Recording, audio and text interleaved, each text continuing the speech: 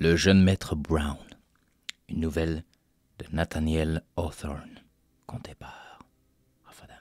Le jeune maître Brown sortit au coucher du soleil dans la rue de Salem, son village. Mais sitôt le seuil franchi, rentra la tête au logis pour échanger un baiser d'adieu avec sa femme, sa jeune femme qui s'appelait Foi, car tel était le nom plein d'à propos de cette nouvelle épousée. Elle passa ensuite sa jolie tête dans la rue, laissant le vent jouer avec les rubans roses de sa coiffe, tout en appelant maître Brown. « Mon cher cœur !» murmura-t-elle à voix douce et un brin triste quand ses lèvres furent tout contre l'oreille de son époux. « Remets s'il te plaît à demain ton voyage et couche en ton lit cette nuit. Une femme seule est tourmentée par de tels rêves et de telles pensées qu'elle se fait peur à elle-même parfois. De grâce, cher mari, demeure auprès de moi cette nuit, entre toutes les nuits de l'année. »« Mon amour et ma foi, » répondit maître Brown. « Cette nuit, entre toutes les nuits de l'année, il me faut m'éloigner de toi. Mon voyage, ainsi que tu l'appelles, doit être accompli aller et retour entre cette heure-ci et le lever du soleil. Et quoi, ma jeune et gente épouse, douterais-tu de moi quand nous voici mariés de 3 mois à peine ? Dieu te bénisse alors, dit Foi au ruban rose, et puisses-tu trouver tout en ordre ici à ton retour. Amen, s'écria maître Brown. Dis tes prières, ma chère Foi, et te mets au lit à la tombée du soir, et nul mal ne t'arrivera. Ainsi se séparèrent-ils, et maître Brown alla son chemin jusqu'au moment où, sur le point de prendre le tournant au coin de la chapelle, il jeta un coup d'œil en arrière et vit la tête de Foi qui le suivait encore du regard, l'air tout mélancolique, malgré ses rubans roses. Pauvre petite Foi, pensa-t-il, car son cœur lui faisait des reproches. Quel mauvais sujet je fais de la laisser pour courir pareille aventure. Elle a parlé de rêve en sus. Il me semble qu'alors, elle avait l'air chagrin, comme si elle avait bel et bien été avertie en songe de ce qui va se passer cette nuit. Mais non, non, cela la tuerait rien que d'y penser. C'est un ange descendu sur terre et après cette nuit, je me vais attacher à ses côtes et la suivre jusqu'au ciel. Ayant pris cette excellente résolution pour l'avenir, maître Brown se sentit en droit de se hâter davantage vers son mauvais but présent. Il avait pris un étroit chemin sinistre, assombri par les arbres les plus lugubres de la forêt, qui s'écartaient tout juste pour le laisser serpenter entre eux, et l'effaçait immédiatement en se resserrant derrière lui. Il était, ce chemin, solitaire au possible. De cette solitude qui a ceci de particulier que le voyageur ne sait ce qui peut se cacher derrière tant de troncs et sous de si épaisses branches, et se dit qu'il pourrait bien, en cheminant tout seul, passer entre les rangs d'une multitude. Il y a peut-être un diable d'Indien derrière chaque tronc d'arbre, se dit maître Brown. Et jetant un coup d'œil d'effroi derrière lui, il ajouta « Et si le diable lui-même était sur mes talons ?» Tout en regardant ainsi en arrière, il avait dépassé un tournant, et lorsqu'il regarda Derechef devant lui, il vit un homme sombrement et convenablement vêtu assis au pied d'un vieil arbre. À son approche, cet homme se leva, puis se mit à marcher côte à côte avec lui. « Vous êtes en retard, maître Brown, » dit l'homme. « L'horloge de Halsas sonnait comme je traversais Boston, et il y a de cela un bon quart d'heure. »« Foi m'a retenu un brin, » répondit maître Brown, avec dans la voix un tremblement causé par l'apparition subite et pourtant non tout à fait inattendue de ce compagnon. Le crépuscule, à présent profond dans la forêt, était plus profond encore à l'endroit où cheminaient les 2 hommes. Pour autant qu'on pût voir, le nouveau voyageur était âgé d'une 50aine d'années environ, apparemment du même rang social que maître Brown, et présentait avec lui une assez grande ressemblance, moins par les traits d'ailleurs, peut-être, que par l'expression. Tous deux auraient en somme pu passer pour le père et le fils. Et cependant, bien que le plus âgé des deux fût vêtu aussi simplement que l'autre, et fût aussi simple de manière, il avait l'air indéfinissable de quelqu'un qui eût connu le monde et ne se fût point senti embarrassé à la table du gouverneur ou à la cour du roi Guillaume si ses affaires s'étaient trouvées l'y appeler. Avec cela, la seule chose qui pouvait attirer l'attention sur lui était son bâton, semblable à un grand serpent noir, qu'on croyait presque voir frétiller et se tordre comme un serpent vivant, tant il était curieusement travaillé. Cela ne pouvait être bien sûr qu'une illusion, favorisée par la pénombre. « Allons, monsieur Brown !» s'écria ce personnage. « Voici un pas bien languissant pour le début d'un voyage. Prenez mon bâton si vous vous sentez déjà fatigué. »« Ami, dit l'autre, remplaçant son pas ralenti par un arrêt complet. J'ai tenu ma promesse en vous venant jusqu'ici rencontrer. C'est à présent mon intention de revenir d'où je viens. J'ai des scrupules au sujet de ce que vous savez. »« Que me comptes-tu là ?» dit l'homme au serpent avec un sourire en coin. « Poursuivons tout de même notre route tout en discutant, et si je ne te convainc point, tu t'en retourneras. Nous n'avons pas avancé bien loin dans la forêt encore. »« Bien trop loin, s'écria Maître Brown en se remettant inconsciemment en route. « Mon père n'alla jamais en la forêt pour pareille affaire. Ni son père avant lui. Nous sommes une race d'honnêtes gens et de bons chrétiens depuis le temps des martyrs. Et je serai le seul nom de Brown à avoir jamais pris ce chemin et en... »« Pareille compagnie, allais-tu dire ?» fit l'autre en interprétant la pause qui suivit. « Bien dit, Maître Brown. J'ai bien connu ta famille, aussi bien que toute autre famille puritaine. Et ce n'est pas peu dire. J'ai donné un coup de main à ton grand-père quand il fouetta cette cacresse si vertement à travers les rues de Salem. Et c'est moi qui portai à ton père la branche de pain allumée à mon propre foyer, avec laquelle il mit le feu à un village indien du temps de la guerre du roi Philippe. Ils furent mes bons amis tous les deux. Nous fîmes ensemble plus d'une agréable promenade au long de ce chemin-ci, pour nous en retourner gaiement après minuit. Aussi serais-je bien à l'aise d'être ami avec toi en souvenir d'eux. »« S'il en fut ainsi, répliqua Maître Brown, je m'étonne qu'il ne m'ait jamais rien dit de tout cela. Ou plutôt non, que dis-je, je ne m'en étonne point, car le moindre bruit de ce genre les eût fait chasser de Nouvelle-Angleterre. Ah non, nous sommes des gens portés sur leurs prières et sur leur travail, et qui n'eurent jamais rien à voir avec des abominations pareilles. Abominations ou non, il se trouve que je connais la plupart des gens ici en Nouvelle-Angleterre, reprit l'homme au bâton tordu. Les diacres de plus d'une église ont bu avec moi le vin de la communion. Les notables de bien des villes ont fait de moi leur président. Et les membres de l'Assemblée générale sont en grande majorité mes fermes partisans. Le gouverneur et moi avons aussi... Mais ce sont ici des secrets d'État. »« Est-ce possible ?» s'écria Maître Brown avec un coup d'œil de stupeur à l'adresse de son compagnon qui conservait toute sa tranquillité. « Et qu'il en soit ainsi ou autrement, je n'ai moi rien à faire avec le gouverneur et les notables. Ils ont leur façon à eux, et elles n'ont point force de loi pour un simple cultivateur de ma sorte. Si j'allais avec toi, comment pourrais-je ensuite regarder en face notre bon vieux pasteur au village ? Oh, sa voix me ferait trembler tous les dimanches et jours de prêche. » Jusqu'alors, le plus âgé des deux voyageurs avait écouté le jeune avec tout le sérieux convenable. Mais à présent, il éclata d'un rire irrésistible et s'en laissa si violemment secouer que son bâton en forme de serpent semblait se tordre, tout de bon par sympathie. « criait-il encore et encore. Puis, se ressaisissant, il dit « Poursuis, Maître Brown, mais de grâce, ne me fais point mourir de rire. »« Eh bien, pour en finir tout de suite, dit Maître Brown grandement vexé, il y a foi, ma femme. Cela briserait son cher petit cœur, et je préférerais de beaucoup briser mon cœur à moi. »« Si tel est le cas, va ton chemin, Maître Brown, répondit l'autre. Je ne voudrais point qu'il advint à foi quoi que ce fût de fâcheux.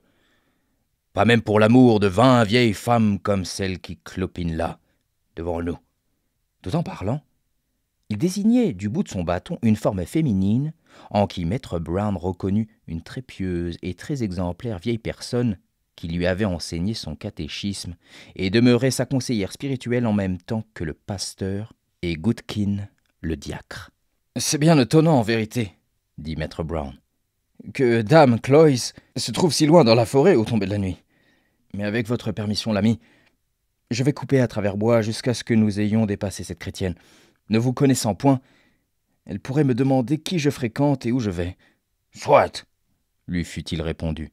Prends par les bois et me laisse sur le chemin. » Maître Brown fit donc un détour, mais en ayant soin de ne pas perdre de vue son compagnon, lequel continua d'avancer sans bruit sur le chemin jusqu'au moment où il fut à portée de bâton de la vieille femme. Celle-ci avait pendant ce temps continué d'avancer avec une rapidité singulière chez une personne aussi âgée, et tout en marmottant des paroles indistinctes, une prière sans doute. Le voyageur étendit son bâton et toucha le vieux cou ridé avec ce qui avait l'air d'être la queue du serpent. « Du diable !» cria la pieuse dame. « Dame Cloyce reconnaît donc son vieil ami ?» dit le voyageur en s'allant planter en face de la promeneuse, les mains appuyées sur son bâton qui se tortillait plus que jamais. « Par ma foi, c'est donc bien votre seigneurie. Mais oui, c'est tout à fait le portrait de mon vieux compère Maître Brown, le grand-père du Bennet, qui porte aujourd'hui ce nom. Mais votre seigneurie voudra-t-elle le croire? Mon manche à balai a disparu de la plus étrange façon. Il m'a été, je le soupçonne, volé par cette vieille sorcière. Cette sorcière de Mercory, et moi qui m'étais si bien ointe de quinte-feuille, d'œil de bouc et de pied de chat. Mélangé avec un peu de farine blanche et de graisse de nouveau-né, dit l'homme qui ressemblait au vieux maître Brown. « Ah, votre seigneurie connaît la recette !» s'écria la vieille, avec un rire tout caquetant. « Me trouvant donc, comme je vous le disais, bien prête pour la fête, mais sans mon cheval, j'ai décidé d'aller à pied. Car j'ai ouï dire qu'un gentil petit gars allait être admis à communier cette nuit. Mais à présent, votre seigneurie va bien vouloir me prêter son bras, et nous serons rendus en un clin d'œil. »« Non, je ne saurais vous prêter mon bras ce soir, Dame Cloyes, » répondit le personnage. « Mais voici, si vous le voulez, mon bâton. » Et ce disant, il lui jeta au pied son bâton, qui devint sans doute alors vivant, car il s'agissait d'une baguette comme celle prêtée jadis aux prêtres égyptiens. De ceci toutefois, Maître Brown ne put prendre connaissance. Il avait levé les yeux au ciel d'étonnement, et quand il regarda devant lui de nouveau, il ne vit plus Dame Cloyes, ni le bâton en forme de serpent, mais seulement son compagnon de route qui l'attendait avec autant de calme que si rien ne s'était passé. « Cette vieille femme m'a appris mon catéchisme, » dit Maître Brown, et tout un monde était sous-entendu dans ce simple commentaire. Les deux compagnons se remirent en route, le plus âgé des deux ne cessant de pousser l'autre à se dépêcher et à persévérer en cette voie, discourant avec tant d'à-propos que son interlocuteur avait l'impression que les arguments lui jaillissaient de la poitrine au lieu de lui être suggérés. Chemin faisant, il cueillit une branche d'érable pour s'en faire un bâton et se mit à la dépouiller de ses feuilles et branchettes qui étaient toutes humides de rosée. À l'instant où il les touchait, elles se flétrirent étrangement, comme si elles avaient été desséchées par une semaine de soleil. Les deux hommes allèrent donc ainsi d'un bon pas jusqu'au moment où, dans un creux sinistre du chemin, Maître Brown tout à coup s'assit sur une souche d'arbre et refusa d'aller plus loin. « Ami, dit-il l'air obstiné, voici ma résolution prise. Je ne ferai pas un pas de plus par là-bas. Si une misérable vieille décide d'aller au diable quand je la croyais en route pour le ciel, est-ce une raison pour que je quitte ma chère foi et la suivre? »« Vous y aurez bientôt pensé à 2 fois, » lui répondit son compagnon avec calme. « Asseyez-vous, reposez-vous ici un instant, et quand vous serez disposé à vous remettre en route, voici mon bâton pour vous aider. » Sans un mot de plus, il lui lança son bâton d'érable et fut aussi rapidement hors de vue que s'il s'était évanoui dans la pénombre grandissante. Maître Brown resta quelques instants assis au bord du chemin, s'applaudissant grandement, pensant combien il aurait la conscience tranquille lorsqu'il rencontrerait le pasteur en train de faire sa promenade matinale, se disant aussi qu'il n'aurait pas besoin d'éviter les regards du bon vieux Goodkin, et à quel calme sommeil serait consacrée cette nuit qui devait se passer d'une façon si coupable et qui allait être si pure et si douce entre les bras de foi. Au milieu de ces méditations agréables et dignes de louange, Maître Brown entendit un martèlement de pas de chevaux sur le chemin, et il jugea bon de se cacher dans la forêt, gêné par le but coupable qui l'avait entraîné jusque-là, encore qu'il s'en fût si heureusement détourné. Le bruit du pas des chevaux se rapprocha ainsi que les voix de 2 cavaliers, 2 vieilles voix graves qui conversaient posément. Ces bruits parurent passer sur le chemin, à quelques pas de la cachette de Maître Brown, mais en raison, sans doute, du degré d'obscurité qui régnait là, ni les cavaliers ni leurs montures ne furent visibles. Bien que frôlant au passage les branches du chemin, on ne put voir, lorsqu'ils passèrent, leurs silhouettes masquées. Fût-ce un seul instant, Maître Brown tantôt s'accroupit, et tantôt se mit sur la pointe des pieds, écarta les branches et allongea le cou aussi loin qu'il osa, mais sans distinguer même une ombre. Cela le vexa d'autant plus qu'il aurait pu jurer reconnaître si la chose n'avait pas été invraisemblable. Les voix du pasteur et du diacre Goodkin, tous 2 chevauchant paisiblement côte à côte, comme ils en avaient l'habitude lorsqu'ils allaient assister à une ordination ou à un conseil ecclésiastique. Tandis qu'ils étaient encore à portée de voix, un des 2 cavaliers s'arrêta pour cueillir une badine. « Je préférerais, mon cher révérend, dit lors de cet arrêt la voix semblable à celle du diacre. « Je préférerais manquer à dîner d'ordination que l'assemblée de cette nuit. Il m'est venu aux oreilles que des membres de notre communauté viendront assister de Falmouth et de plus loin du Connecticut et de Rhode Island, sans compter plusieurs prêtres indiens qui connaissent dans leur genre presque autant de diablerie que les meilleurs d'entre nous. En sus, une belle jeune femme va être admise à la communion. »« Parfait, parfait !» les répondirent les solennels accents du pasteur. « Donnez de l'éperon ou nous allons être en retard. Rien ne peut commencer, vous le savez, avant que je sois présent. » Les sabots des chevaux de nouveau résonnèrent, et les voix qui devisaient si étrangement dans l'air vide s'enfoncèrent vers des profondeurs de la forêt, où nulle église n'avait jamais assemblé de fidèles, où nul chrétien solitaire n'avait même jamais prié. Le jeune maître Brown se saisit d'un arbre pour se soutenir, car il était prêt à s'écrouler sur le sol. Faible et accablé par le poids qui venait de tomber sur son cœur, il leva les yeux en doutant qu'il y eût un ciel au-dessus de sa tête. La voûte bleue était cependant bien là, et les étoiles y brillaient. « Avec le ciel là au-dessus !» s'écria maître Brown. « Et foi ici dessous, je vais encore pouvoir tenir ferme contre le diable. » Tandis qu'il tenait encore ses regards levés sur la voûte profonde du firmament, et venait de joindre ses mains pour une prière, un nuage gagna rapidement le zénith, bien que nul vent n'eût soufflé, et cacha les étoiles brillantes. Le ciel bleu restait encore visible, mais non plus directement au-dessus de la tête de maître Brown. À cet endroit, la grosse masse noire de nuages se déplaçait rapidement, et de ses profondeurs, un confus bruit de voix semblait descendre. Un instant, maître Brown s'imagina distinguer les accents de ses concitoyens, d'hommes et de femmes tant pieux que mécréants, qu'il avait ou rencontrés à la Sainte Table, ou vu se livrer à des excès dans la taverne du village. L'instant d'après, ces sons étaient si indistincts que maître Brown doutait d'avoir entendu autre chose que les murmures de la vieille forêt qui chuchotaient sans qu'il y eût un souffle de vent. Puis ces voix familières, que l'on entendait tous les jours au soleil dans les rues du village de Salem, mais que l'on n'avait jamais encore entendu descendre d'un nuage, la nuit vinrent à s'enfler. Il y en avait une voix de jeune femme, qui se lamentait, mais d'un chagrin qui ne paraissait qu'à moitié senti. Elle suppliait qu'on lui accordât une faveur, mais elle eût peut-être été fâchée de l'obtenir.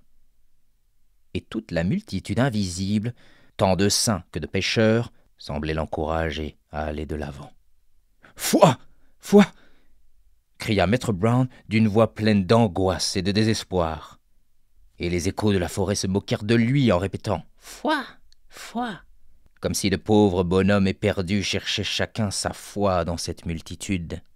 Ce cri de douleur, de rage et d'effroi perçait encore la nuit, que le malheureux époux retenait déjà son souffle dans l'attente d'une réponse. Il y eut un autre cri, un cri aigu qui fut immédiatement noyé dans une rumeur de voix plus forte, et le tout se perdit en un rire lointain, comme le nuage noir disparaissait, laissant le ciel clair et silencieux au-dessus de maître Brown. Mais quelque chose descendit en voltant légèrement à travers les airs et fut au passage accroché par une branche d'arbre. Le jeune homme s'en saisit et vit un ruban rose. « Ah, ma foi est partie !» s'écria-t-il après un moment de stupeur. « Il n'y a rien de bon sur cette terre. Le péché n'est qu'un mot.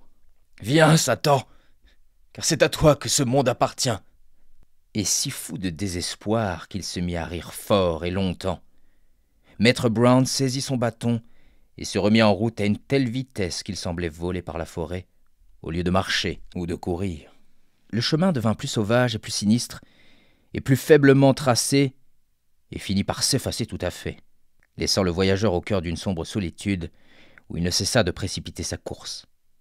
Poussé par l'instinct qui guide les mortels vers le mal, la forêt était tout entière peuplée de bruits effrayants. Craquements d'arbres, cris de bêtes sauvages, hurlements d'Indiens. Par moments, le vent résonnait comme le tintement d'une cloche d'église lointaine ou mugissait autour du voyageur, comme si la nature tout entière se moquait de lui. Mais il continuait lui-même le plus épouvantable trait de la scène et ne tremblait pas de toutes ces autres horreurs. « Ha ha ha ha ha !» rugissait maître Brown lorsque le vent se moquait de lui. « Voyons un peu qui rira le plus fort. Ne croyez pas me faire peur avec vos diableries. En avant, sorcière, sorcier, prêtre indien et Satan en personne. Venez, et voici venir Maître Brown. Vous pouvez avoir peur de lui, aussi bien qu'il a peur de vous. » En vérité, on n'eut dans toute la forêt hantée rien pu voir de plus effrayant que Maître Brown. Il courait à toute vitesse, entre les pins, tantôt brandissant son bâton avec des gestes frénétiques, tantôt poussant des éclats de rire qui faisaient rire tous les échos de la forêt autour de lui, comme autant de démons. Satan, sous son apparence propre, est moins hideux que lorsqu'il fait rage dans la poitrine d'un homme. Le possédé poursuivit ainsi sa course, jusqu'au moment où il vit une lueur rouge palpiter à travers les arbres, comme lorsqu'on a mis le feu aux troncs et aux branches abattues d'une clairière, et qu'un reflet sinistre est projeté contre le ciel à l'heure de minuit. Il s'arrêta tandis que s'apaisait la tempête qui l'avait poussé en avant, et entendit ce qui lui parut être un hymne solennellement chanté à pleine voix. À quelque distance, par un assez grand nombre de gens. Il connaissait l'air. On le chantait souvent à la chapelle du village.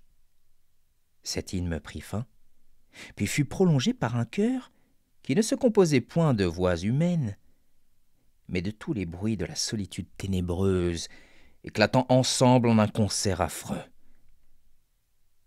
Maître Brown poussa un cri que ses propres oreilles n'entendirent point, car il se confondit avec ce grand cri de la forêt. Pendant le silence qui suivit, notre homme s'avança doucement jusqu'à ce que la lumière brillât en plein dans ses yeux. À l'extrémité d'un espace libre, bordé par le mur sombre de la forêt, se dressait un roc qui offrait une grossière ressemblance naturelle avec un autel ou une chaire, et qu'entouraient 4 pins aux cimes en flammes, au tronc indemne, tels des cierges à un service du soir. La masse des plantes qui avait envahi le sommet du roc brûlait haut dans la nuit et illuminait par intermittence tout l'espace. Toutes les brindilles et les festons de feuillage qui retombaient sur le roc flamboyaient, comme ces feux rouges tantôt donnaient tout leur éclat et tantôt baissaient. Une nombreuse assemblée était un instant mise en lumière.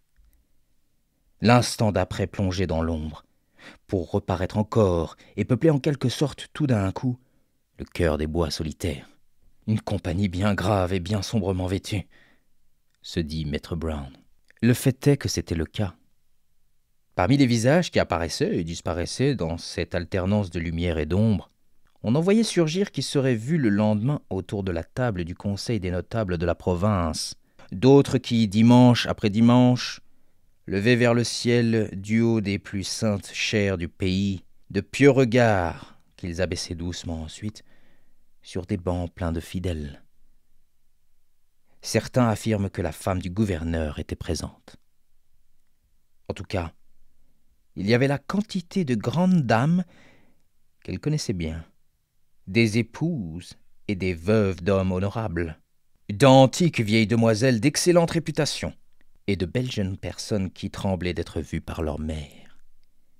Ou les brusques jets de lumière qui illuminaient par à coups cette scène éblouissaient Maître Brown, où il reconnaissait une vingtaine de membres de l'église de son village, fameux pour leur piété. Goodkin, le bon vieux diacre, était arrivé et se tenait sur les talons de son saint homme de pasteur vénéré, mais se mêlant irrévérencieusement à ces pieux personnages hautement considérés. Avec ces anciens de l'Église, ces chastes dames et ces vierges en fleurs, il y avait des hommes aux mœurs dissolues, des femmes à la réputation souillée, des misérables abandonnés aux vices les plus infâmes, voire soupçonnés des plus horribles crimes. Il était étrange de voir que les bons ne s'écartaient pas des mauvais, que les pécheurs n'étaient pas non plus décontenancés par le voisinage des saints. Disséminés parmi leurs ennemis, les visages pâles, se trouvaient des prêtres indiens qui avaient souvent effarouché leur forêt natale par des incantations plus hideuses qu'aucune de celles que connaissait la sorcellerie anglaise. « Mais où donc est foi ?» se demanda Maître Brown, et comme l'espoir lui revenait au cœur, il se mit à trembler.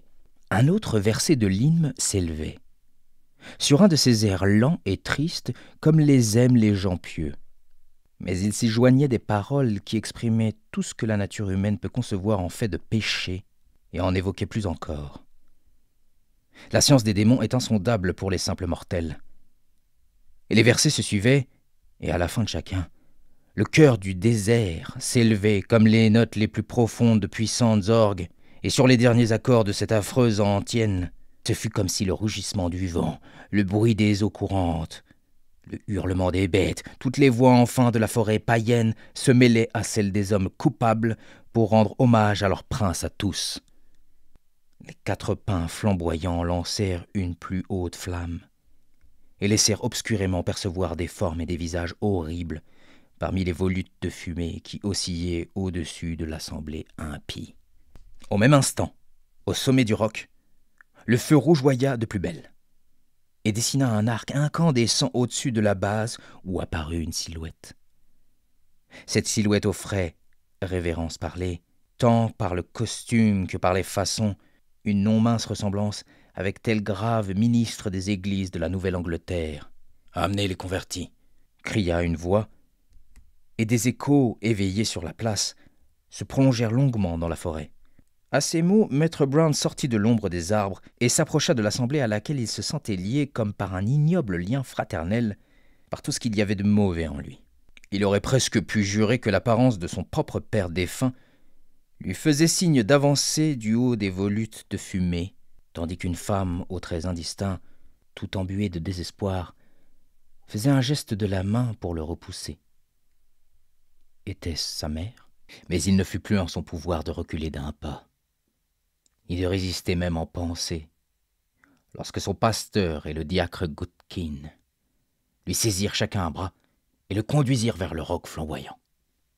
Là était dirigée aussi la silhouette menue d'une femme voilée que conduisait Dame Cloyce, cette pieuse maîtresse de catéchisme, et Martha Carrier, à qui le diable avait promis qu'elle serait la reine de l'enfer, une effrénée mégère.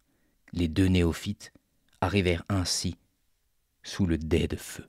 « Soyez les bienvenus, mes enfants, » dit la silhouette sombre, « à la table de communion de votre race.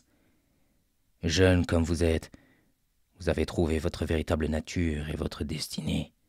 Mes enfants, regardez derrière vous. » Ils se retournèrent, et se détachant pour ainsi dire sur un fond de flamme, les adorateurs du démon leur apparurent. Un sourire d'accueil brillait sombrement sur tous les visages. « Ici, » reprit la forme endeuillée, « sont tous ceux que vous avez respectés depuis votre enfance. Vous les avez tenus pour plus saints que vous. Vous vous êtes sentis effrayés par vos péchés en faisant des comparaisons avec leur vie de droiture, de prière et leurs apparitions vers le ciel. Pourtant, ils sont ici tous à faire partie de mon assemblée de fidèles. Cette nuit, il va vous être accordé de connaître leurs actions secrètes, de savoir comment ces anciens de l'Église, à la barbe blanche, ont chuchoté des paroles légères aux jeunes servantes de leur maison. Comment plus d'une épouse, pressée de porter le voile des veuves, servit à son épouse certaines boissons à l'heure du coucher et le laissa s'endormir au dernier sommeil sur sa poitrine. Comment les jeunes gens imberbes se sont dépêchés d'hériter de leur père, et comment de belles demoiselles, ne rougissez point, mes jolies, ont creusé de petites tombes dans leur jardin et n'ont invité que moi aux funérailles d'un petit enfant. Grâce à votre sympathie pour le péché, vous flairerez les endroits, église, chambre à coucher, rue, champ ou forêt, où a été commis un crime, et vous vous réjouirez de voir que toute la terre n'est qu'une souillure, qu'une immense tache de sang. Il sera en votre pouvoir de pénétrer dans chaque poitrine le plus profond mystère du péché, la source de tous les arts maudits, qui alimentent plus de mauvaises intentions qu'il n'est au pouvoir des humains, ni même en mon pouvoir à moi, de réaliser par des actes.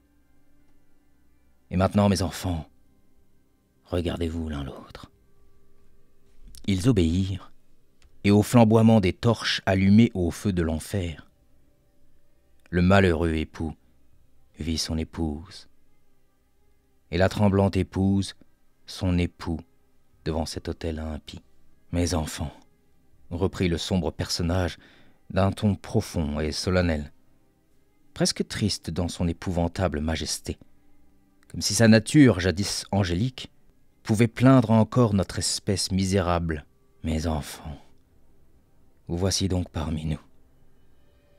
Vous fiant au cœur l'un de l'autre, Vous espériez encore que la vertu n'était pas tout à fait un rêve.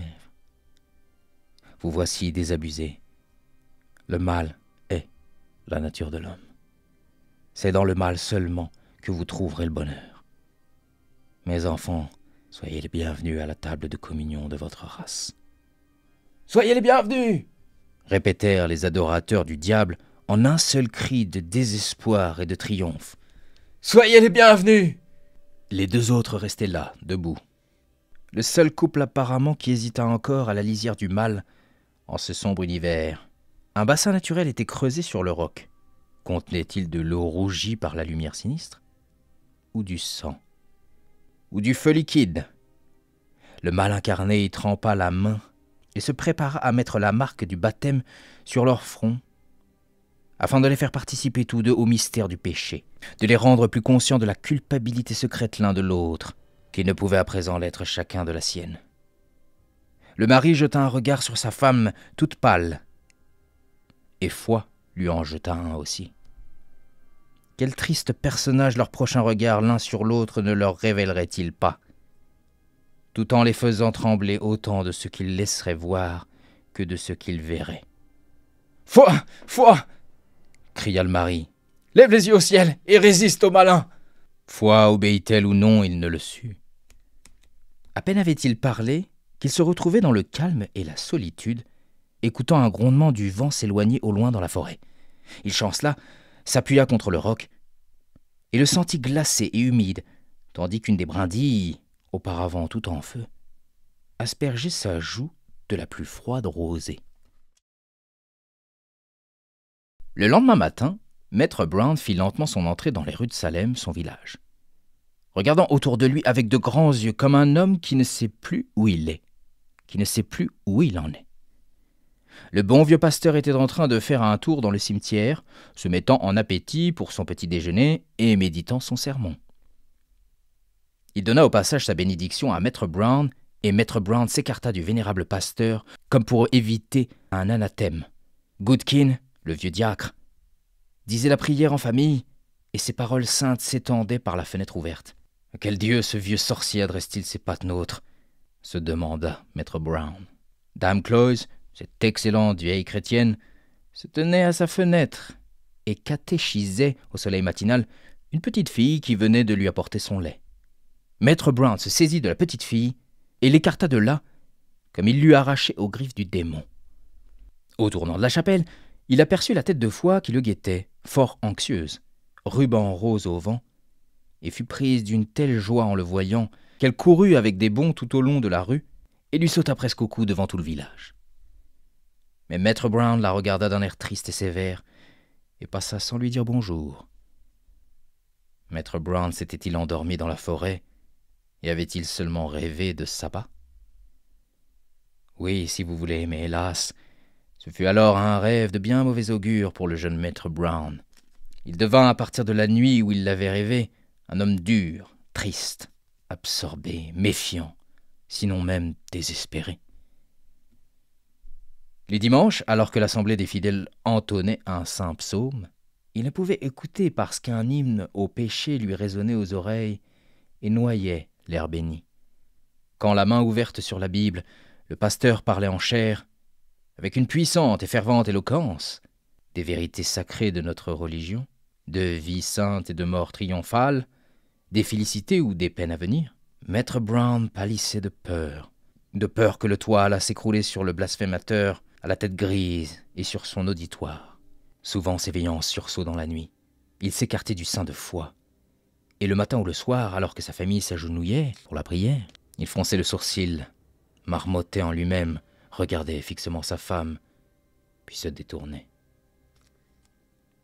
Et quand il eut longtemps vécu et fut conduit tout chenu au cimetière par Foi, devenu une vieille femme, et tout un édifiant cortège d'enfants et de petits-enfants où se joignirent bon nombre de voisins, on ne grava point de paroles d'espoir sur sa pierre tombale, tant son heure dernière avait été sombre.